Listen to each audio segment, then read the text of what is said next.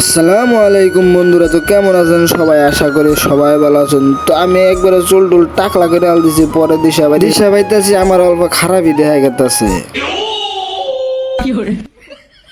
তো গাইস, আমার কি বাদ দেখা গেছে অবশ্যই একটা কমেন্ট করবেন। আজকে আইছি আমি এমবেরা পাথর ছাটপার নিগে, তার কারণ হলো গোসাগার অলরেডি স্টার্ট হয়ে হারলই। পাথর সাইডে থেকে দে পরে আর কষ্ট করো না, মনে ডাইরেক্ট গায়ে না খালি প্যাক দিমু আর গোসাগার। তো গাইস, ভিডিওটা যদি ভালো লাগে অবশ্যই একটা লাইক করবেন, আর আমার চ্যানেলে যদি নতুন হয় তখন সাবস্ক্রাইব করবেন। बापू किसान है सबसे अलग छोरी अपनी पहचान है सर वाले তো গাইস, ফাইনালি আমার পাথর ছাড়া প্রায় শেষ হইলই। তো গাইস, ফাইনালি আমরা হার রাত ধরে পানি দিয়ে একবারে খেত প্যাক দিয়ে আরম্ভ করে দিছি। আর আজকে আমি 5 দিন পরে এই ভিডিও শুটটা নিবার নিছি, কারণ একটা কাম তো লগে লগে আর ক্লিয়ার হয়ে যায় না। সেদিনকে আমি পাথর ছাড়ছি, আজকে আবার খেতে প্যাক দিতেছি, কালকে আবার গারমো। একদিনে তার ব্যাগ কাম শেষ হয়ে যাবো গানা।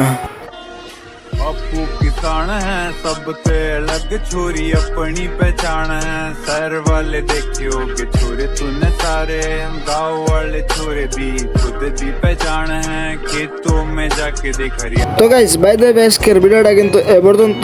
ভালো লাগলে অবশ্যই একটা লাইক করবেন। বাই।